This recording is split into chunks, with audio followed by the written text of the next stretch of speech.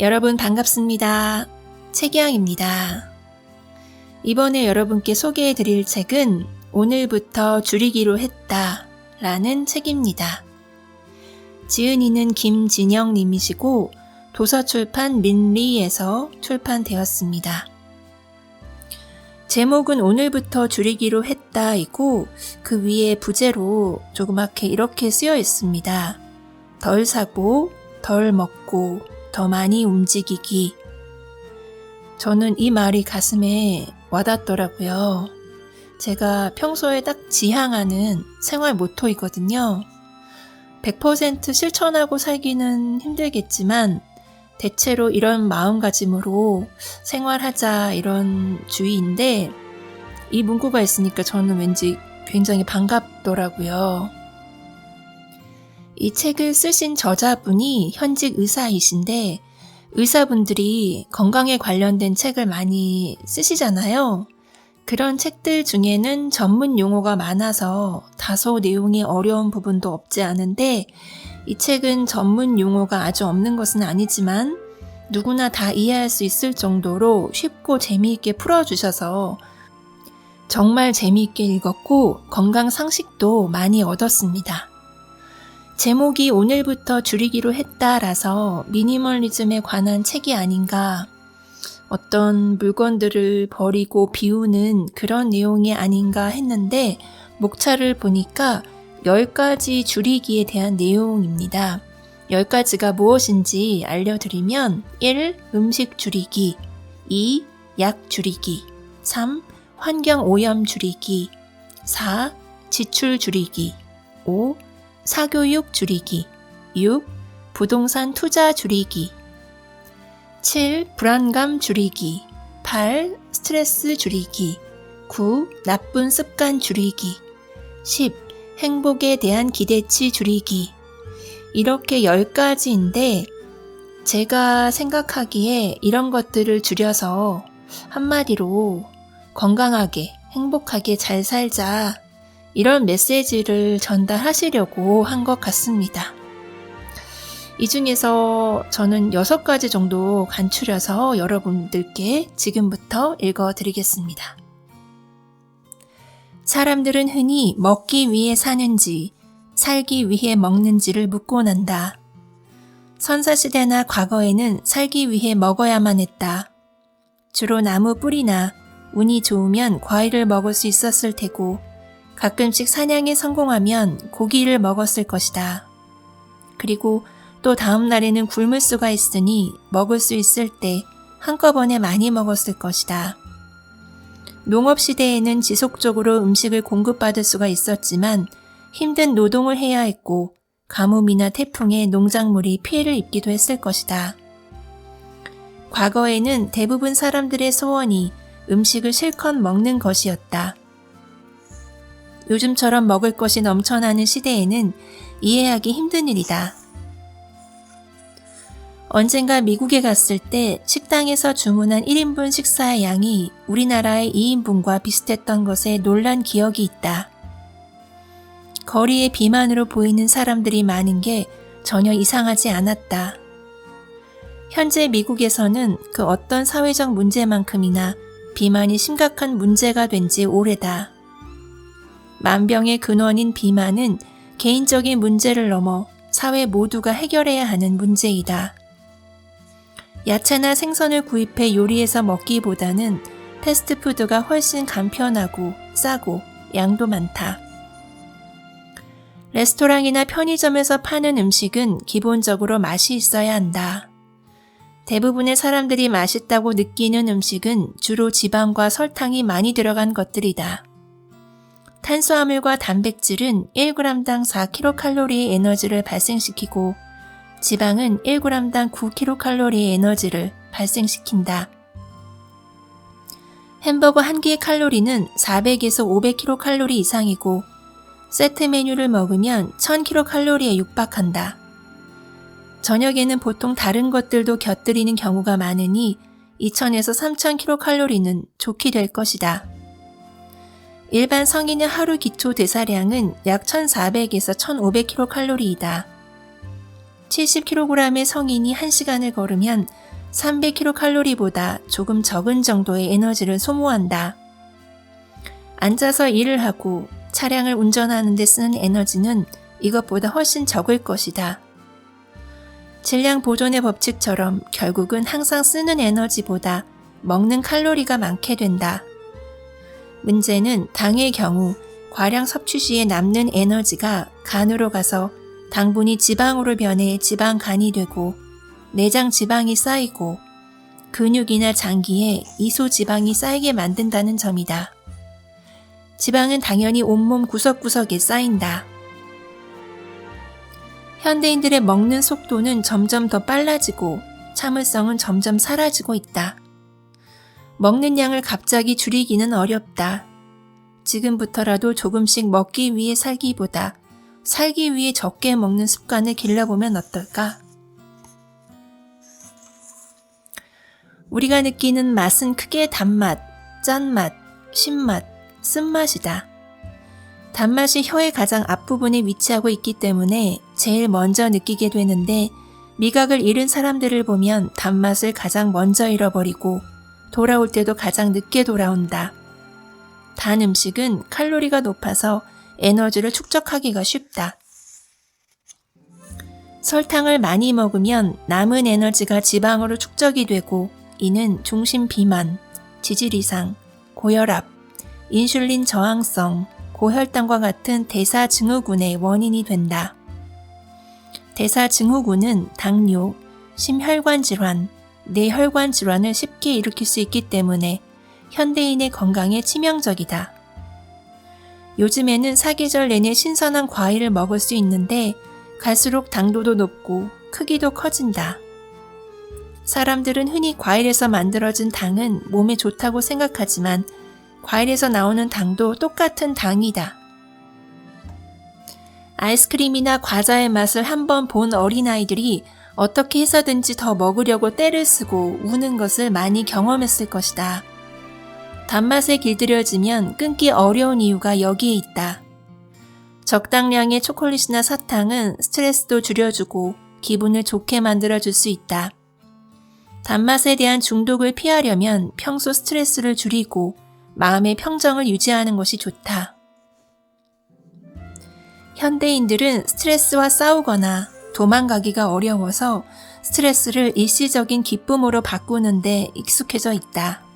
술, 음식, 쇼핑 등을 통해 일시적으로 세로토닌 농도가 올라가지만 이 또한 시간이 지날수록 지속 시간이 점점 짧아지고 기쁨도 점점 줄어들게 된다. 결국 중독을 치료하는 방법은 외부에 있는 것이 아니고 자기 자신의 마음속에 있는 것이다. 음식을 먹으면서 느끼는 행복도 중요하지만 먹는 것으로 스트레스를 푸는 건 위험하다. 스트레스를 받으면 그 문제를 직접 풀거나 운동이나 산책 등으로 강도를 줄여야 한다. 저탄고지라는 말이 있다. 최근 탄수화물은 적게 먹고 지방을 많이 먹는 식사법이 자주 소개되고 있는데 물론 여기서 지방은 식물성 지방이다. 식물성 중에도 콩기름, 식용유와 같은 기름보다 제일 좋은 지방을 말한다. 옛날부터 우리나라에는 뿌리식물, 줄기식물, 잎사귀, 곡물 등 거의 식물 위주의 식사를 했다. 최근 당뇨나 비만을 일으키는 원인으로 탄수화물을 지목하는 책이나 정보가 많은데 사실 조금 걱정이 된다. 물론 당뇨가 있거나 비만인 사람들은 탄수화물 섭취를 줄이는 것이 필요하다. 하지만 쌀은 다른 어떤 음식보다 덜 가공되고 건강에 좋은 음식이다. 조금 더 신경을 쓴다면 백미보다는 쌀겨가 조금 남게 만드는 현미를 먹으면 좋다. 우리나라 사람들은 과거부터 쌀밥을 먹어왔지만 그것 때문에 당뇨가 문제되진 않았다. 고기를 먹으면서 인간의 수명이 더 길어졌다는 주장도 있지만 이 역시 사실은 아니다. 적당한 단백질과 지방의 섭취는 중요하지만 식생활 자체가 서양식으로 변하면서 더 많은 질병들이 생겨나고 있다. 서양에서는 동양 음식이 건강식이라는 인식이 있고 고급 음식이어서 가격도 비싸다. 우리만의 좋은 음식과 식재료를 두고 다른 나라의 음식에 열광할 필요가 있을까? 삶의 즐거움인 식도락을 포기할 수 없다는 사람들이 많은데 음식을 먹고 잠시 느껴지는 기쁨보다 먹고 나면 속이 편안하고 기분까지 좋아지는 음식을 찾아 즐겨보면 어떨까? 저탄고지 식사법을 잘못 생각하면 탄수화물은 덜 먹고 지방은 많이 먹어도 된다고 생각하기 쉽지만 사실 좋은 지방만 따로 먹기가 쉽지가 않다. 좋은 지방인지 아닌지 정보도 없고 대부분 음식에는 여러 가지 재료가 섞여 있기 때문이다. 국민의 건강을 책임지는 의사로서 나를 비롯한 의료계에도 문제가 있다고 생각한다. 의과대학을 다니던 시절 식사나 예방에 대한 교육을 많이 받지 못했다. 진단과 치료, 즉 약물을 처방하거나 수술을 잘하는 데에 초점이 맞춰진 교육이었다. 물론 병이 생기고 나서는 정확한 진단과 치료가 필요하다. 하지만 정말 좋은 의사의 역할은 진단과 치료뿐만 아니라 환자들의 생활 습관을 교정해주는 것이라고 생각한다. 사람은 기계가 아니기 때문에 매일 똑같이 살 수는 없다. 어떤 날은 모임이나 회식에서 고칼로리 음식을 먹을 수도 있고 일이 늦어져서 늦게 잘 수도 있다. 일이나 경제적인 문제 때문에 과도한 스트레스를 받을 수도 있고 식사를 직접 해먹을 수 없는 상황이어서 사 먹을 때도 있을 것이다. 이런 상황에서도 최소한 기본적이고 건강한 식생활 습관을 유지하기 위해 노력하는 것이다. 건강한 삶을 위해서는 무엇보다 인내와 절제가 필요하다. 사실 지방을 줄이는 방법은 너무 간단하다.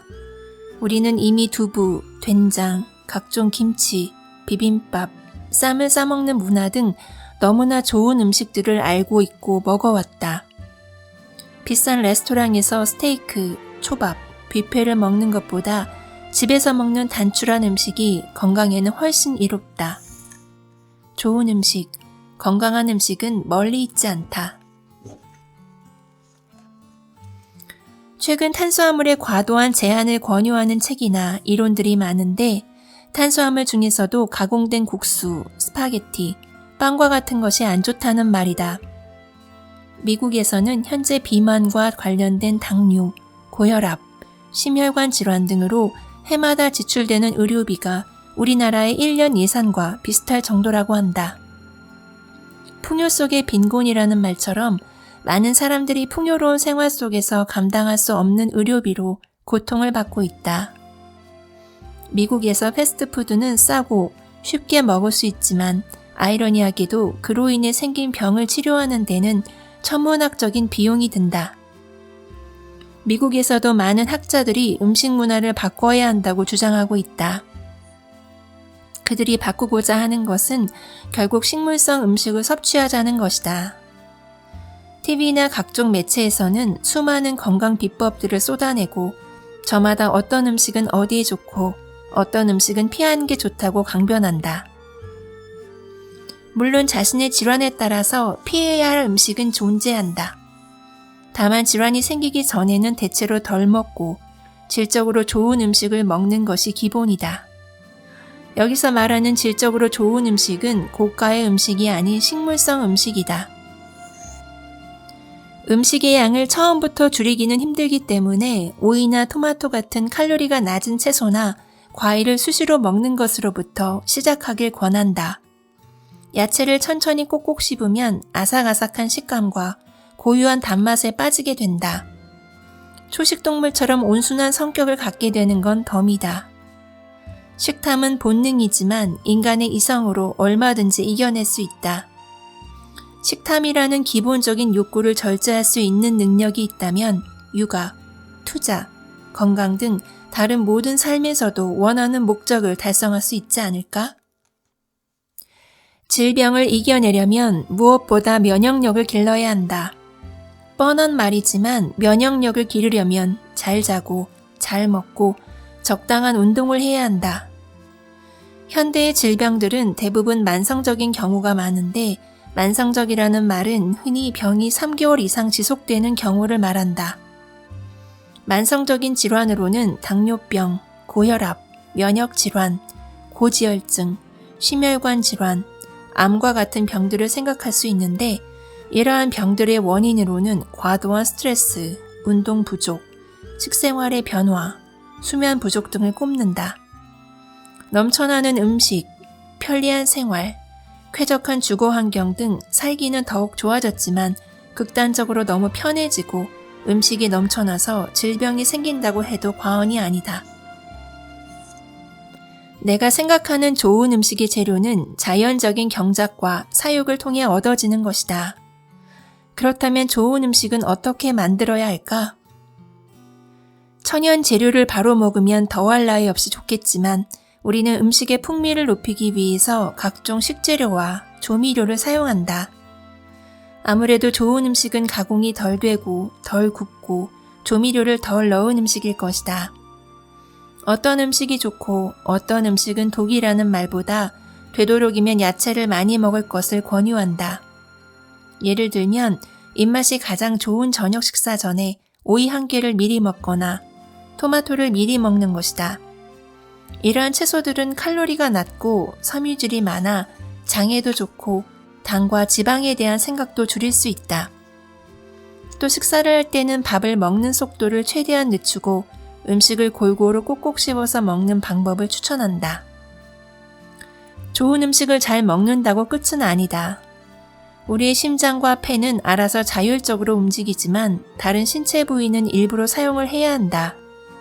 아무리 좋은 음식을 잘 찾아 먹는다 해도 몸을 움직이지 않으면 당이 지방으로 변하고 지방은 신체 곳곳에 문제를 일으키고 그 안 좋은 습관이 지속되면 결국 질병이 되는 것이다. 나는 최대한 불편하게 살기를 권한다. 건물에 올라갈 때도 되도록이면 계단을 이용하고 출퇴근도 어느 정도의 거리는 걸어서 다니는 것이다. 현대에 생긴 당뇨, 고혈압과 같은 병은 약으로 치료를 하는 것이 맞지만 그러한 질병이 생기기 전에 예방을 하는 것이 먼저이다. 병을 얻고 나서야 건강을 챙기기 시작하고 몸에 좋다는 온갖 대체약품이나 음식을 찾아 먹을 것이 아니라 평소의 생활 습관을 바꾸고 손쉬운 걷기부터 시작하는 것이다. 모든 문제를 약으로 해결하기보다 자신의 성격, 체질, 유전적인 요소 등을 고려해 그에 맞는 생활 습관과 운동법을 찾아야 한다. 지금부터는 사교육 줄이기에 대한 내용을 읽어드리도록 하겠습니다. 우리나라의 교육열은 세계 최고이다. 사교육에 들어가는 비용도 어마어마하다. 그리고 이렇게 교육에 많은 돈을 쓰는 이유는 자녀가 좋은 대학에 들어가 좋은 스펙을 쌓고 대기업에 취직하거나 변호사, 의사 같은 직업을 가졌으면 하는 부모의 바람 때문이다. 남에게 보이는 것을 중시하는 사람들은 자녀가 좋은 학교에 입학하거나 좋은 직장을 가지는 것을 인생의 유일한 목표로 삼기도 한다. 남들 눈을 은식하느라 스스로 삶의 목표가 무엇인지도 모른 채 살아가는 것이다. 기본적인 교육은 세상을 살아가기 위해 꼭 필요하다. 그러나 우리 아이들은 학교에서 지혜를 배우기보다 대학에 들어가기 위한 지식만을 주입받고 있다. 교육의 진정한 목적은 올바른 인성을 기르고 창의성을 키우는 것이다. 우리는 아이들을 좌뇌형 인간으로 만들고 있다. 사실 지금 이 글은 딸과 다투고 쓰는 반성문이다. 딸이 조금 더 행복한 삶을 살았으면 하는 생각에 지금도 작가의 꿈을 키우는 딸과 함께 글을 쓰고 꾸준히 그림을 그릴 수 있도록 독려한다. 창의성과 자율성을 길러주는 것과 더불어 원하는 것을 이루기 위해서는 매일매일 정해진 만큼 해내는 습관도 중요할 것이다. 부모는 바로 그 습관을 만들어주는 사람이다. 아이가 자신이 하는 공부, 미술, 음악, 체육 등에서 플로우를 느낄 수 있도록 돕는 것이 바로 부모의 역할이다. 여기서 플로우는 사람들이 다른 일에는 아무 관심이 없을 정도로 지금 하고 있는 일에 푹 빠져있는 상태를 말한다. 다른 말로 하면 이런 경험 자체가 너무나 즐겁기 때문에 이 상태를 지속하기 위하여 어지간한 고생도 감내하면서 그 행위를 하게 되는 상태다. 세상 모든 부모들이 자녀를 교육시키는 이유는 단 하나, 바로 그들의 행복일 것이다. 그리고 자녀는 부모의 행복을 위해 부모의 인생을 대신 살아주지 않는다.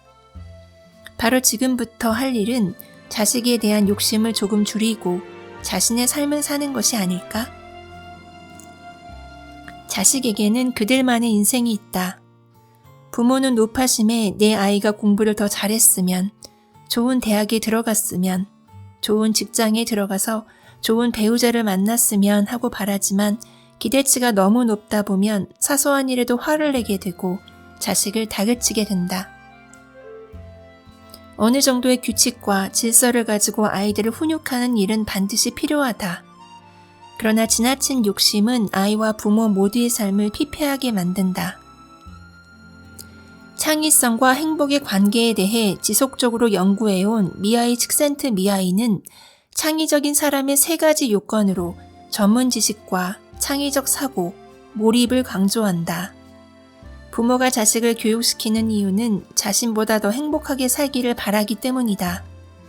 남의 아이들을 보면 다 잘하는 것 같고 행복해 보여 불안하고 조바심이 날 때가 있는데, 그런 마음을 내려놓고 조금 멀리서 지켜보며 중요한 순간에 손을 내밀어 보면 어떨까?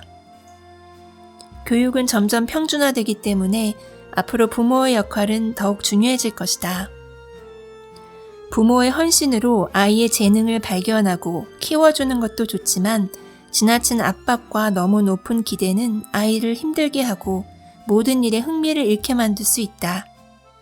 최대한의 애정과 관심으로 아이를 대하되 아이에 대한 기대는 남의 아이를 대하듯이 하면 어떨까? 가능한 한 뒤에서 지지해주는 숨은 조력자가 되는 것이다. 지금부터는 불안감 줄이기에 대한 내용을 읽어드리도록 하겠습니다. 과거에는 먹고 사는 문제, 건강, 생존에 관한 문제가 가장 큰 불안 요소였다면 이 글을 쓰고 있는 2020년에는 예측 불가능한 코로나19로 인한 생명에 대한 위협과 사회적 거리두기, 소비 위축으로 인한 심적, 경제적 어려움이 가장 큰 불안 요소로 작용하고 있다. 사실 이러한 불안은 생존의 문제와 직결되고 우리의 의지대로 바꿀 수 없는 외적인 요인이다. 또한 지나친 불안감은 몸보다 앞서 정신건강을 해칠 수 있다. 불안한 생각을 없애는 가장 좋은 방법은 자신이 좋아하는 일이나 취미에 몰입하는 것이다. 나도 한때 코로나19로 인해 병원에 환자가 줄자 이대로 병원을 운영하지 못하게 되면 어쩌나, 환자 중에 코로나19에 걸린 사람이 있으면 어쩌나 하는 불안한 생각에 잠식되었던 적이 있다. 그러다가 환자가 없는 시간에 툭툭 털고 일어나 걷기 시작했다. 걸으면서 좋았던 일들을 글로 적으며 마음의 안정을 찾고 게다가 책까지 출간하게 되었으니 감사한 시간이 아닐 수 없다.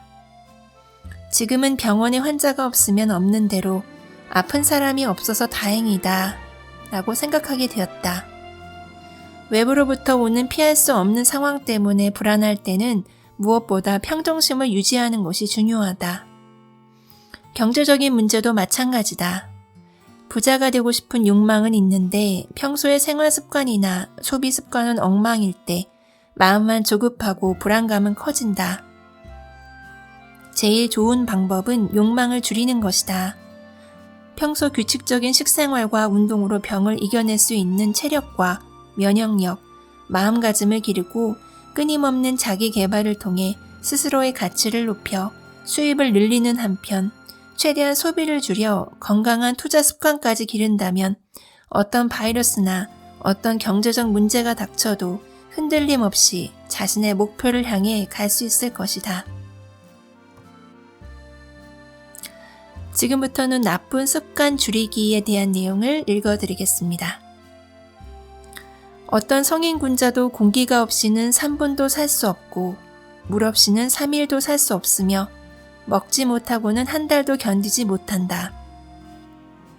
의식주를 해결하는 것 자체가 삶의 목적이었던 오랜 과거에는 하루에 먹을 것을 구하고 잘 곳을 마련할 수만 있다면 다른 것은 아무래도 좋았을 것이다. 현대에는 물자가 풍부하고 과학이 발달하여 이러한 의식주를 쉽게 해결할 수 있게 되었다. 과거처럼 먹지 못해서 문제가 아니라 넘쳐나는 음식 때문에 돈을 들여가며 다이어트를 해야 하는 시대다. 집도 안전과 휴식의 공간이기보다 부의 상징이 되었고, 의복도 필요에 따라 구입하기보다 남들의 시선을 의식해 필요 이상으로 구입하기도 한다. 하지만 앞선 장에서 이야기했듯이 우리는 우리 자신뿐 아니라 미래 세대를 위해서 불필요한 생산과 소비를 줄일 필요가 있다. 요즘은 나는 쇼핑한다, 고로 존재한다는 우스갯소리가 있을 정도이다. 가장 기본적인 욕구인 의식주를 해결한 뒤에도 인간의 욕망은 끝이 없다. 몇 달만 지나면 신상품이 쏟아져 나오는 스마트폰 시장은 어떤가? 스마트폰의 수많은 기능들 덕분에 많은 일을 편리하게 처리할 수 있는 것도 사실이지만 불필요하고 자극적인 기사들을 보느라 하루에도 얼마나 많은 시간을 허비하고 있는지 생각해보면 엄청난 에너지 낭비가 아닐 수 없다. 미니멀 라이프는 단순히 소비를 줄이는 것 외에도 정서적으로 단순하게 사는 삶을 지향한다. 아침에 일어나서 스마트폰을 붙잡기보다 창밖의 날씨를 느끼고 하루하루 계절의 변화를 놓치지 않는 여유를 갖는 삶 말이다. 우리는 세상 모든 정보를 다 알 수도 없고 다 알 필요도 없다.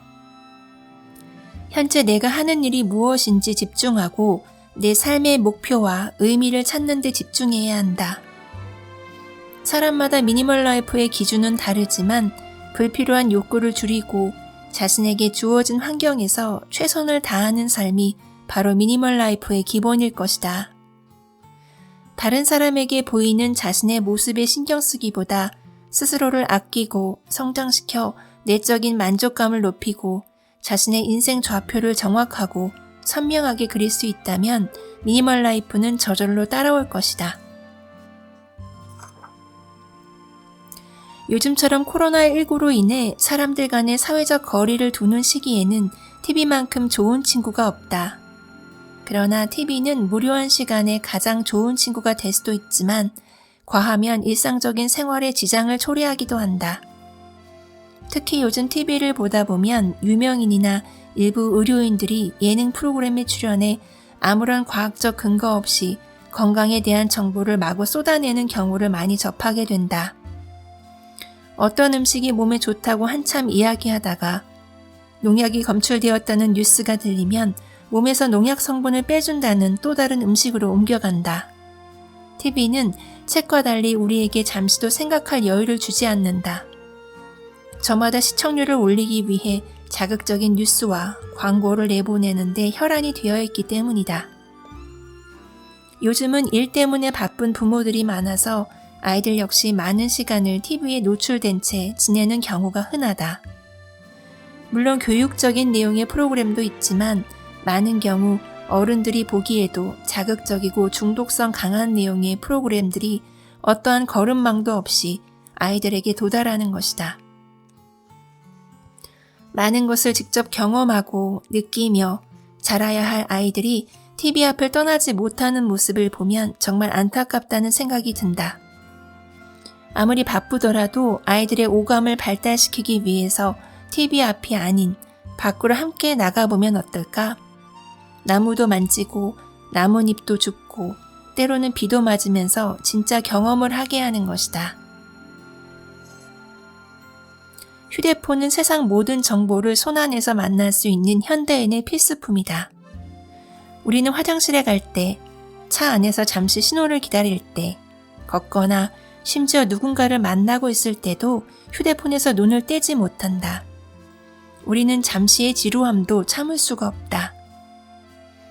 또 예전에는 은행에 직접 가서 처리해야 했던 일들이 휴대폰 하나로 해결이 되어 실제로 현금을 볼 일이 거의 없고 쇼핑을 할 때도 지갑에서 돈을 꺼내는 일이 없이 클릭 한 번으로 결제가 가능해지다 보니 돈에 대한 감각이 무뎌져 절제가 힘들어지는 경향이 있다.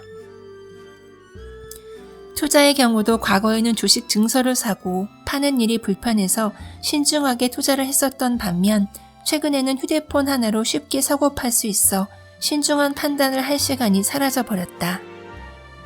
대중교통을 이용하거나 걸으면서도 휴대폰으로 주식 창을 열어놓고 눈을 떼지 못하는 사람들을 볼 때마다 안타까운 마음이 든다. 우리는 휴대폰을 통해 빠르고 편리한 생활을 얻은 반면 인내와 절제, 그리고 상상력을 잃었다. 휴대폰으로 만나는 세상은 우리가 살고 있는 진짜 세상과 우리를 단절시킨다. 친구나 연인을 만나 함께 있는 자리에서도, 모처럼 한자리에 모인 가족들과의 식사 자리에서도 우리는 휴대폰의 유혹에서 벗어나지 못한다. 지나친 휴대폰 사용은 건강에도 해롭다. 휴대폰을 장시간 사용하다 보면 눈이 건조해지고 무엇보다 잠을 못 이루는 경우가 많다. 바로 블루라이트 때문인데, 블루라이트는 휴대폰, 모니터, 텔레비전에서 나오는 파란색 계열의 광원이다. 맑은 날 하늘에서 산란하는 빛처럼 380에서 500나노미터 사이의 파장에 존재하는 파란색 계열의 빛인 블루라이트를 인위적으로 오래 쐬면 안구 건조증이 발생하고 심하면 망막이나 망막 속에 있는 시신경에 손상을 일으키기도 한다. 또한 아침에 햇빛을 보면 세로토닌이 분비되고 밤에 멜라토닌으로 바뀌게 되는데, 블루라이트를 계속 쐬게 되면 생체 리듬이 깨져서 멜라토닌 분비를 저하시켜 불면증을 유발할 수 있다. 잠은 인간의 가장 기본적인 욕구로 낮에 손상된 신체를 회복하고 스트레스를 완화시키는 천연 보약인데, 블루라이트가 이를 불가능하게 만드는 것이다. 사람은 서면 앉고 싶고 앉으면 눕고 싶다. 아무리 편리한 휴대폰이라도 때와 장소를 가려 현명하게 사용하는 습관을 들여보자. 다음은 마지막으로 행복에 대한 기대치 줄이기에 대한 내용을 읽어드리도록 하겠습니다.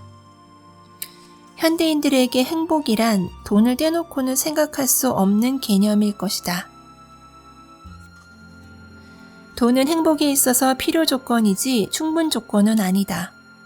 많은 연구에서 어느 정도의 생활이 가능한 정도까지는 돈과 행복이 비례하지만 어느 정도가 지나면 돈의 양과 행복은 꼭 비례하지는 않는다고 말하고 있다. 의학의 발달로 평균 수명은 늘어났지만 자신의 수명이 평균 이상일지 이하일지는 아무도 모른다. 까르페 디엠이라는 말처럼 현재 행복을 미루지 않는 것이 중요하다. 세상에는 너무나 많은 삶의 방식이 있기 때문에 자신의 성격, 경제적 상황, 직업, 가족 등을 고려해 현재 행복을 미래로 미루지 않으면서 현재 삶을 영위하는 자세가 필요하다. 다른 많은 사람들처럼 나 역시 행복을 미루면서 살아왔다. 학생 때는 의사가 되면 행복하겠지. 의사가 되고 나서는 전문의가 되면 행복하겠지. 군의관 때는 개업을 하면 행복하겠지. 결혼을 하면 더 행복하겠지. 돈을 어느 정도 벌면 더 행복하겠지. 끝이 없이 행복을 미루고 또 미뤘다. 최근 행복에 대한 가치관이 바뀐 것은 부모님이 아프시고 난 후였다. 또 2020년에 태어난 넷째의 영향도 컸다. 나의 가족과 지금 건강하고 행복한 시간을 보내지 못한다면 미래 행복이 무슨 의미가 있단 말인가? 비온 뒤 맑게 갠 다음날 아침은 정말 아름답다. 아침 운동을 하는데 구름 사이로 보이는 일출이 너무 아름다웠다. 좀 더 가까운 곳에서 보고 싶어 계속 걸었다. 걷다 보니 조금 더 좋은 곳에서 보고 싶었다. 목표로 한 곳에서 일출을 보려고 주변을 살필 겨를도 없이 걸었는데 그 사이 해는 구름 속으로 사라져버렸다. 아마 행복도 이런 게 아닐까? 우리가 잘 알고 있는 파랑새 이야기처럼 행복은 내 안에 있는데 우리는 늘 저 먼 곳에서 헤매고 있는 건 아닌지 모르겠다. 네, 여러분 여기까지 오늘부터 줄이기로 했다 중에서 여러분들께 들려드리고 싶은 부분들을 중간중간 제가 이렇게 간추려서 읽어드렸습니다. 오늘도 끝까지 들어주신 여러분께 진심으로 감사드립니다. 다음 시간에 또 더 재미있는 책으로 찾아오겠습니다. 지금까지 책이양이었습니다.